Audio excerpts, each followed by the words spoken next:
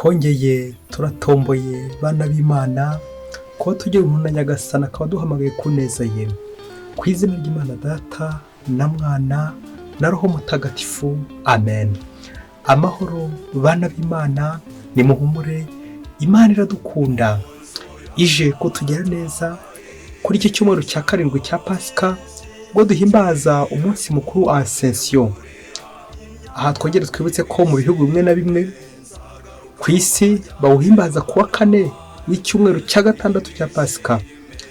Ibihugu byacu harimo n'u Rwanda n'ibindi byegereye hafi aho ngaho bawuhimbaza ku cyumweru gikurikira iyo minsi 40, aricyo kiki tugezeho icyumweru cya karindwi cya Pasika, Asensiyo. None tariki 17 Gicurasi 2026 ngaya masomo ajye kuduhuza n'ab'ijuru.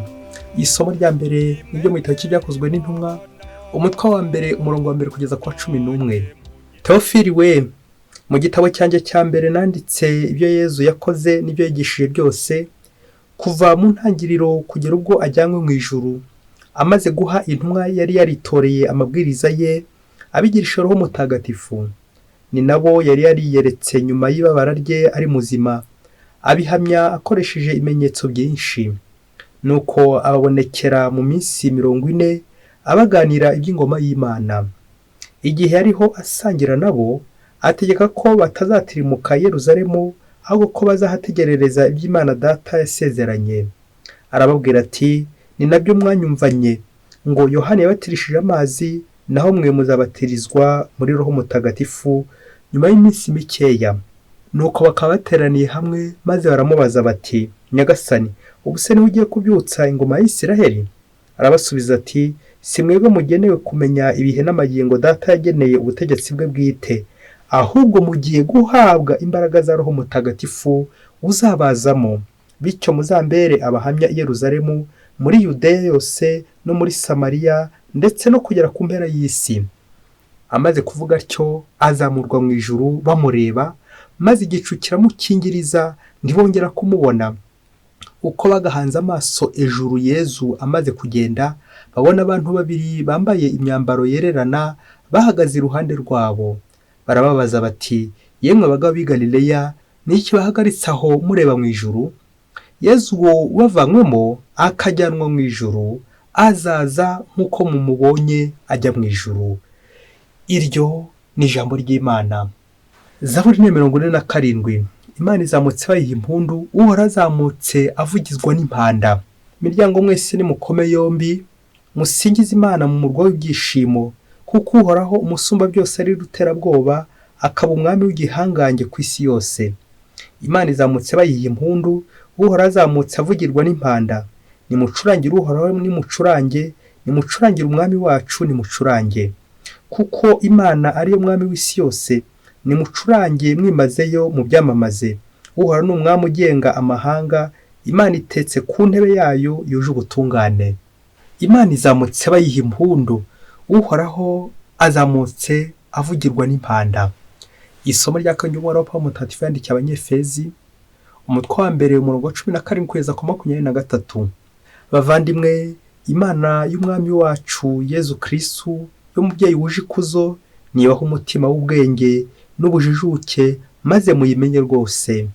Ubonye yamurikiye amaso y'umutima wanyu, mugasobanukirwa n'ukwizera mukesha ubutorwe bwanyu, n'ikuzo rihebuje muzigamiweho umurage hamwe n'abatagatifujwe, mugasobanukirwa kandi n'ububasha bwayo yadusesuyeho twebwe abemera. Izo mbaraga zitagira urugero yanazigaragarije muri Kristu, igihe muzuye mu bapfuye, ikamwicaza iburyo bwayo mu ijuru, hejuru y'icyitwa igikomangoma, igihangange, ikinyabubasha n'ikinyabutegetsi cyose, ndetse no hejuru y'irindi zina ryose ryashoboraga kuvugwa ubu no mu bihe bizaza. Ishyira rero byose munsi y'ibirenge bye, kandi imbere yabyo byose imugira umutwe wa Kiliziya, ariyo mubiri n'umusendero w'uwo Imana ubwayo isendereyemo ku buryo bwose. Iryo ni ijambo ry'Imana. Nyagasani Yezu nabane namwe.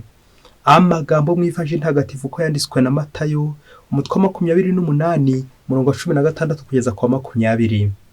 Muri icyo gihe abigishwa 11 bajya mu Galileya ku musozi Yezu yari yarabarangiye.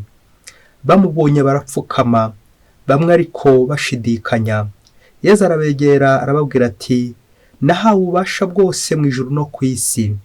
Nuko rero nimugende mwigisha amahanga yose, mubatize ku izina ry'Imana Data na Mwana na Roho Mutagatifu, mubatoze gukurikiza ibyo nabategetse byose.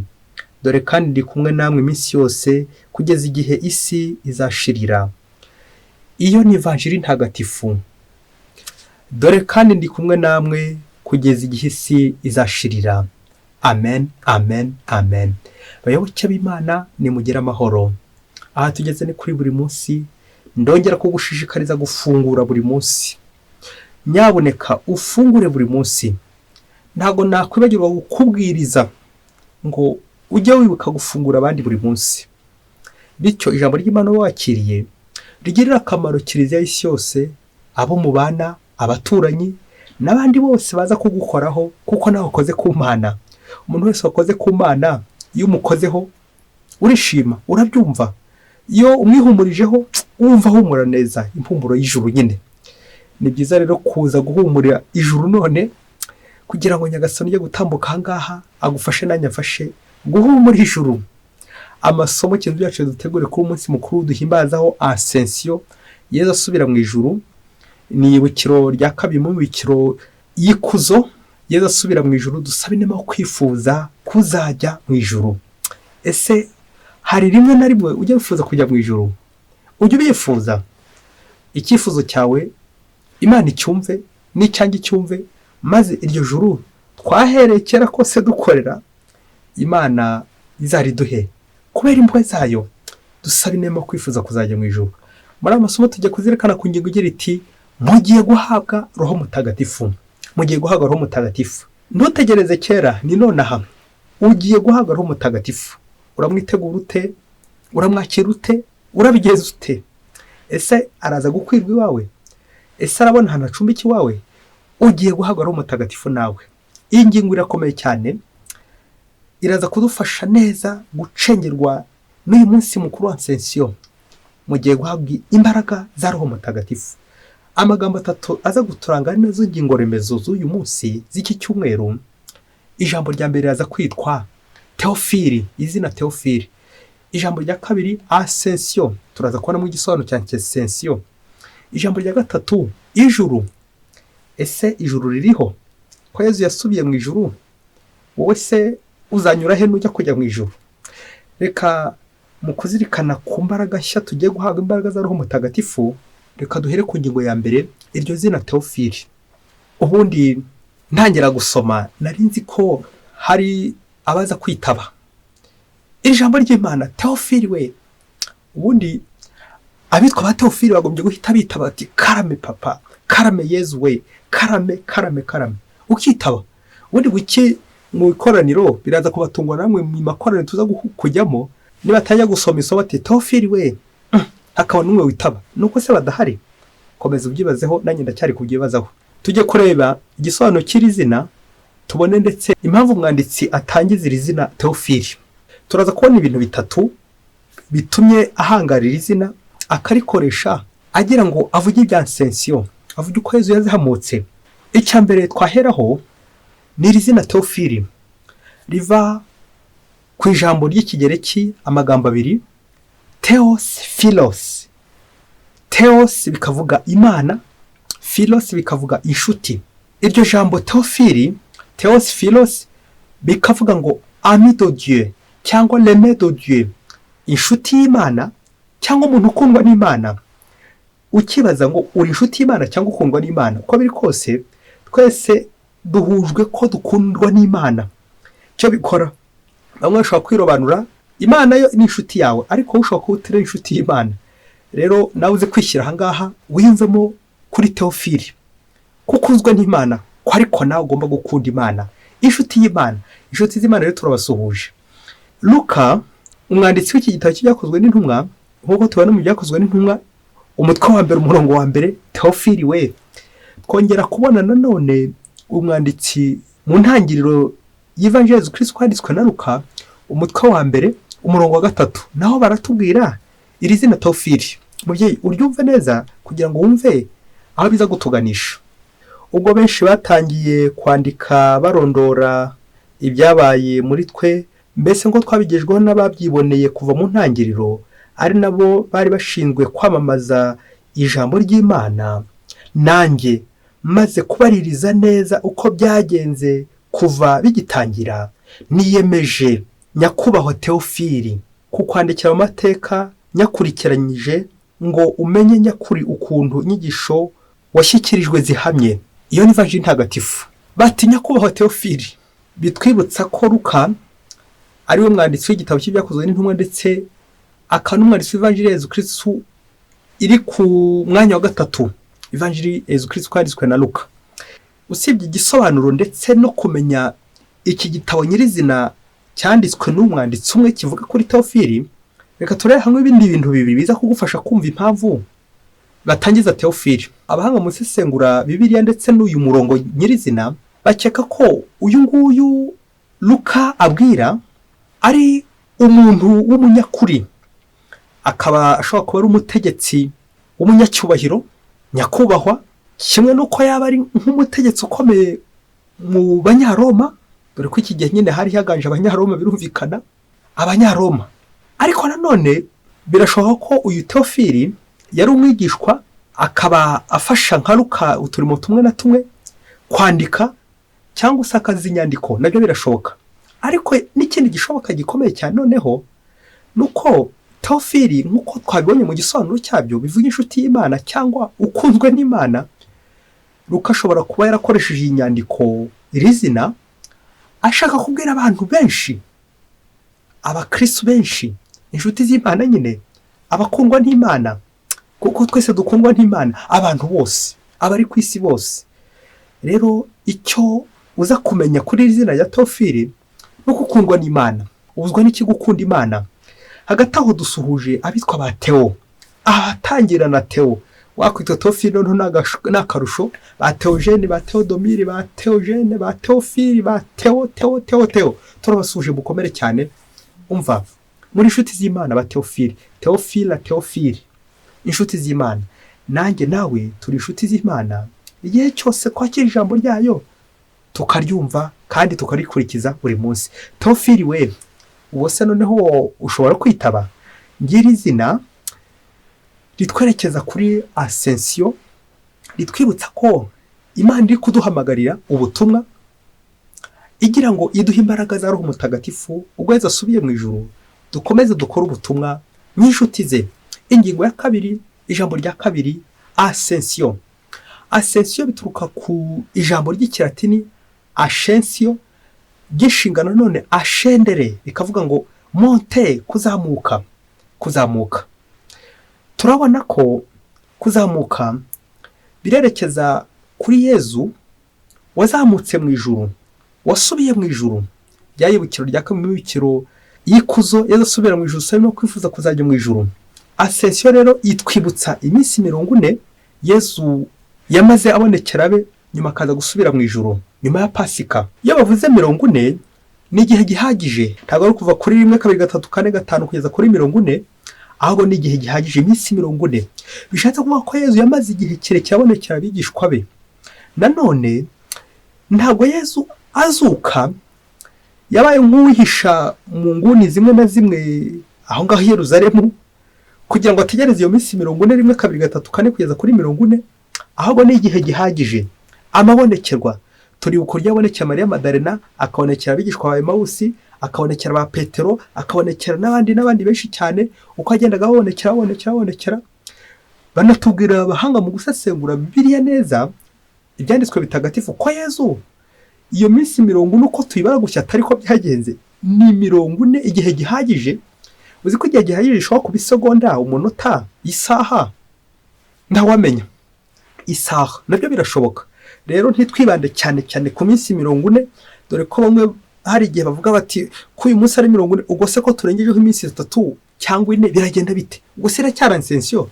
Yego nyine iracyari Asensiyo, kubera ko ntago twege duhugiye mu minsi, ahubwo duhagiye kuri icyo gihe Yezu amara kubonekera, nanjye amonekera amaze kuzuka. ashobora kubonekera mu isaha imwe agahita azamuka akigendera. Rero icy'ingenzi bwa mubyeyi we ni uko uhura na Kristo ukaba waramubonye nawe. Yezu ntazazamuke ngo agusige nawe utaramubona. Asensiyo nziza rero, tubifurije asensiyo nziza. Yezu nubwo azamutse ntabwo azamutse atyo, arahita yohereza Roho Mutagatifu. Ntabwo Yezu azamuka ngo azamara igihe kirekire, imyaka myinshi atarohereza Roho Mutagatifu. Directement ab'ijuru bakoze ku buryo butatu butagatifu butabura. Ngiki Asensiyo kivuga ko Imana nta rimwe ntibura ku isi. Rero Asensiyo ngi ku isomo rya mbere ryabitubwiye, Yezu nyuma y'ibyo byose Luka aratubwira uburyo Yezu yakoze ubutumwa, cyane cyane bamureba. Aravuka bakamubona, akora ubutumwa bakamubona, akazuka bakamubona, akajya mu ijuru naho bari kumubona, ariko agasiga babwiye ati mugiye guhabwa imbaraga za Roho Mutagatifu uzabazamo, bityo muzambere abahamya i Yerusalemu, muri Yudeya yose no muri Samariya, ndetse no kugera ku mpera z'isi. Amen, amen, amen. Kugera hehe? Kugera ku mpera z'isi. Ibyo nibyo twumvise no mu ivanjiri none, ko Yezu wazutse akajya mu ijuru adasiga vide, adasiga ntacyo bari gukora. Abaha n'ubutumwa ati twabizika mu ivanjiri no munsi Matayo 28:19. Nuko rero nimugende mwisha amahanga yose, mubatize ku izina ry'Imana Data na Mwana na Roho Mutagatifu. Amen, amen, amen. Uko Yezu n'ubundi ntabwo agenda ngaho adusiza atyo, ngaho atakiri ku isi, n'ubundi akomeza kugenda aguma natwe ati dore kandi ndi kumwe namwe kugeza igihe isi izashirira. Amen, amen, amen. Ngize imbaraga Imana iduhaye nk'uko n'isomo rya kabiri ryabitubwiye, aho bageraga bati izo mbaraga zitagira urugero yanazigaragarije muri Kristo igihe muzuye mu bapfuye, ikamwicaza iburyo bwayo mu ijuru. Amen, amen, amen. Uko Yezu asumba byose. Ngiye Asensiyo, Yezu uzamuka, izo mbaraga za Roho Mutagatifu zikomeza kugenda zikora. Directement Yezu azamutse, Roho Mutagatifu nawe ako kanya, n'ibintu bitawe ako kanya rwose. Ntabwo ari ukuvuga ngo Roho Mutagatifu azaza nyuma y'iminsi 50 nk'uko benshi dukunze kubyakira, ahita aza, kuko Imana Dieu n'est jamais en retard, Dieu n'est jamais absent. Imana nta rimwe isiba, nta rimwe ikerererwa, ihoraho hantu ibiri kumwe natwe. Ngiye izi mbaraga za Roho Mutagatifu. Izi mbaraga za Roho Mutagatifu, nyuma yo kumva Teofili wari we kuri inshuti y'Imana, nawe kandi ko ugomba guhabwa izo mbaraga za Roho Mutagatifu ukazamuka ukajya mu ijuru. Twongere twibutse ko kuzamuka Asensiyo ari ukuzamuka, ariko nanone ni ukwimuka, ni ugutera imbere. Nanjye kuvuga ko ari promotion, ni ugukora cyane, ni uguhembwa. Ngiye ry'ijuru ana ngingo remezo tugiye kuzirikanaho ya gatatu, ijuru. Umwanga niwe uvuze ati turi abantu ku isi, ariko se byatumarira iki? Twaragotse, twarabatijwe, tugaha amasakaramentu, tugakora ubutumwa, ariko iryo juru ntituzarikandagiremo kandi byaba. Nta kindi rero biradusaba gukora cyane. Ese ijuru ni iki? Abantu benshi bazi ko, kimwe n'abana bazi ko ijuru ari hejuru nyine, bya bindi byo muri iki gitabo cyakozwe n'intumwa, ngo intumwa abigishwa bari kureba hejuru, ati yemwe bagabo muri gariya murareba iki mu ijuru? Ibyo muri kwibwira ntabwo ari byo aho ngaho, ntabwo ari aho ngaho nyine Yezu ari. Ijuru ntabwo ari ikirere. Na mbere ijuru ntabwo ari ikirere. Ijuru rimwe na rimwe dushobora kurifata nk'ikirere, aho indege zinyura, ibicu mu kirere hejuru, aho ngaho turi kurebesha amaso, hariya hari izuba, hari ukwezi, ibyo byose inyenyeri tukagenda tubibona iyo hejuru nyine, tukibwira ko ari ryo juru. Ijuru ntabwo ari aho gusa, ahubwo ijuru ni ijuru ry'Imana, hahandi Imana iri, aho ngaho niho bita mu ijuru nyine, aho heza. Rero ijuru icyo bidusa, nk'uko igitabo cyakozwe n'intumwa cyabitwibukije, ndetse n'ivanjiri ikabisorezaho ati ni ukugenda, muvuma, dynamisme. Uwo ni Roho w'Imana nyine ukigenda akora, uri kugenda akora. Abo mu ijuru ntabwo babicaye, abantu b'Imana ntabwo bicara, bahora muri gihe amuvuma, kuko Roho w'Imana arabasunika, arabayobora. Mugiye guhabwa imbaraga za Roho Mutagatifu uzabazamo, Roho w'Imana agiye gutuzamo.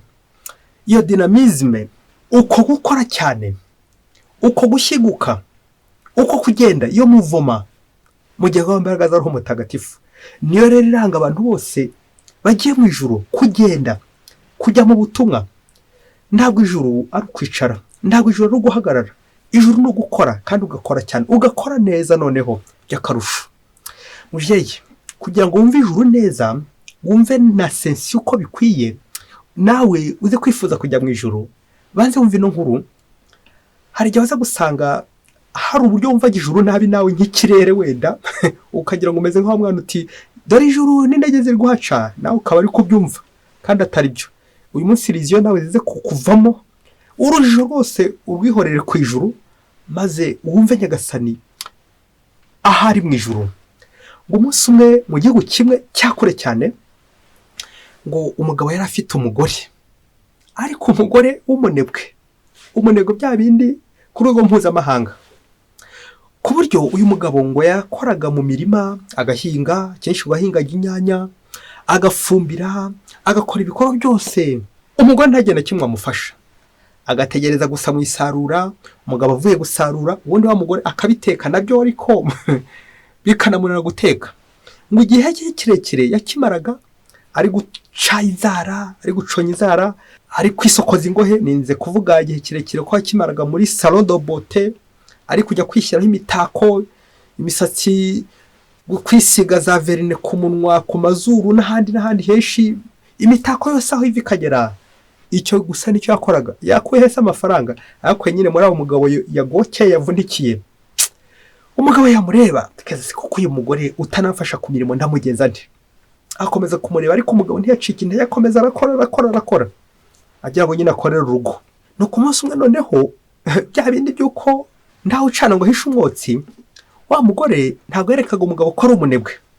Umunsi umwe rero ngo aza kuba atagiye kuvoma noneho akenera kuza koza isahani, nuko ngo yihengeka mu nguni imwe, ngo afata isahani umugabo agiye kuriraho, arayije ayiciraho, nyine aciraho macandwe ye, ngo yihanaguza icyenda kiboze yari ari gukorana. Umugabo ngo aramureba, bishoboke ko amurebaga nko mu idirishya, aravuga ati koko iriya sahani nyuza kwiriraho n'uriya mwanda wose, buriya bunebwe bw'uyu mugore, ibi sinabyihanganira. Nuko umugabo noneho uwo munsi ntiyabyihanganira, aramuhamagara, maze amubwira iyi nkuru ngiye gukubwira, ngo usaba ko hacaho uturongo dutatu kandi ukamvuna ubushishozi, uyu mwitozo nawe ukawukora. Nuko rero ngo aratangira mu mwitozo, maze aramubwira ati umva rero umugore wanjye nkunda, ndagira ngo ufashe gutekereza. Uzi ko papa yapfuye amaze ku isi imyaka 30, mama we bishoke ko nawe yahise ahakurikira, ariko we sinshaka kumukubwira. Hanyuma mukuru wanjye yapfuye amaze ku isi imyaka 20, murumuna wanjye we yamaze ku isi imyaka 10, yapfuye afite imyaka 10. Nuko agira ati nukunanganaga baragiye, hanyuma se hasigaye nde ko twari batatu? Umugore ati ni wowe wasigaye. Ikindi kibazo ngiye gukubaza, hanyuma se urumva nsigaje imyaka ingahe ku isi nyuma yo gukora iyo mibare yose? Ngo umugore atangira kurira, agira agahinda n'ishavu, arareba bikomeye cyane, maze abwira umugabo ati ibintu ni bibiri, niba utarapfuye ushobora kuba uri umuzimu utakiriho nkurikije ibyo uvuze, nkurikije amateka, uko urwo rupfu rwatwayeho bose akaba ari usigaye hagati. Birashoboka nanone ku buryo bwa kabiri ko uri mu minota y'inyongera. Ubwo abivuganaga ikiniga ari kurira. None rero mbabarira ngo usabe ikintu kimwe, nyuma y'uko maze kumva kutakiriho cyangwa ko uri mu minota y'inyongera, umbabarire umfashe njye nguherekeza, tujyane tujye gukorana, kuko maze kumva naho nsigariye. Ubupfuye nabigenza nte ko ari wari untunze? None rero mbabarira tujyane gukora, sinzongera nanjye kwicara mu rugo, sinzongera kwicara ntacyo ndi gukora. Ubu ngubu nanjye kujya ntwara ifumbire ngufashe, tuvomerere inyanya, dukorere urugo rwacu kugeza igihe nyine ntazi kuko uri mu minota y'inyongera, kandi nanjye ubwo niko bimeze. Urakoze kumva kuri amateka, urakoze. Ngo guhera uwo munsi uwo mugore ndiyongeye gusiba umurimo, yafatiyeho arakora, azirikana ko we n'umugabo bari mu minota y'inyongera, akurikije amateka n'abandi batashye, none akaba ari umugabo we usigaye. Bayoboke b'Imana, Yesu Kristo akuzwe. Ese wo kukiriho uzi impamvu kiriho? Ese abapfuye uzi ko barushaga ubwiza? Hari abarushaga se kujya muri salon de beauté bakamererwa neza, bakambara bagasokoza neza, imisatsi yawe ikamera neza. Abo bose ko batashye none ukaba ukiri no kwisokoza, nawe kwisokoza ingoyi bitabuze. Wagize se ngo hari icyo barusha? Ntacyo. Ahubwo nawe uri minota y'inyongera. Ntukavuge ngo uzi uko byagenze, kuko uri minota y'inyongera. Nyagasani arakongeje kugira ngo ukore noneho neza yishimisha Imana. Reka dusoreze ku bintu bibiri biza kugukebura mu mutwe, bikwibutse icyo ari cy'ijuru, bityo nawe uhore munsi uzirikana kuri mu myiteguro ndetse ya nyuma. Ijuru ntabwo bivuga gusa ikirere hejuru aho izo ndege zitambuka, espace, ahubwo bivuga ukuntu leta ukumerewe, bikavuga ahantu hari Imana, la où Dieu règne, aho Imana itegeka, aho Imana igenga, aho Imana ituye, aho Imana iri, présence de Dieu. Erega n'imbusane nayo ibaho ku cya kintu cya kabiri nashaka kukubwira. Umuriro nawo n'imbusane, contraire, nahabuze Imana, nahatari Imana, aho bari mu makimbirane, aho bari kurwana, aho hari ubunebwe, aho hari umwiryo, aho hari kwishimisha. Ntukagira ngo n'umuriro mutoya wa mubyeyi we. Nuko rero ongera urebe izo ngeso mbi zose zituma udakora neza, zituma utajya mu butumwa uko bikwiye, zituma uba ufite izindi mbaraga za sekibi zitari za Roho Mutagatifu. Uwo ni umuriro wa mubyeyi we, uwo ni umuriro. Uzi ko abantu benshi kuri ino si bariho mu muriro. Kubera iki? Aho uri mubyeyi, aho uri ukomeze, iryo ni ryo juru ryawe, uwo ni umuriro wawe. Ntugategeze rero ngo nupfa ngo niba uzitegura ijuru, niba uzitegura umuriro. Umuriro tubamo hano ku isi n'ijuru turibamo hano ku isi. Byose utari ugambanira bagenzi bawe, ujye umenya ngo uri mu muriro, kandi umuriro utazima. Byose utari ukora ingeso mbi, ujye gukomanga ngo Timoti, ndi mu muriro, natangiye umuriro wanjye. Yezu mbabare ndi mu muriro, uri mu muriro nyine. Kubera iki? Kwishimisha bikurura ubunebwe, bituma udakora, bituma utajya mu butumwa. Kandi Yezu yadutumye ati nimugende mugiye guhabwa Roho Mutagatifu uzabazamo. Aka kanya rero hisaza, ndakwifuriza rero kugumana nawe, ngirye ijuru, gukora neza buri gihe, no dynamisme, ukora neza utareba inyuma. Dore ko ijuru nyine ari ugukora neza, ari uguhura n'Imana, kubana n'Imana. Nkomeje kukwifuriza rero ubutumwa bwiza, ndetse nawe ibyo urimo hasi ubizamuke, ubirenge, utere imbere, ubisimbuke, uzamuke, ugumane n'Imana. Le bassesse uzihorere, byose bigucisha bugufi, byose bikwandavuza, byose bikumanura mu muriro, ubijugunye, maze ureke Nyagasani akuzamure. Nanjye kuvuga kuzamure mu ntera, akuzamure mu ijuru. Aha turi ku isi naho hari ijuru. Ntitukavume isi, kandi isi nyine Imana iracyayigenga. Imana ntabwo ihera hejuru, naho iri gutugenga. Imana niyo mugenga wacu. Mwese rero mbifurije ijuru, icyaduha twese tukazahura mu ijuru kubera Imana. Asensiyo nziza. Imana ibahe umugisha. Imana Data na Mwana na Roho Mutagatifu. Amen. Padiri Masumbuko Ladislas wa Diocese ya Cyangugu.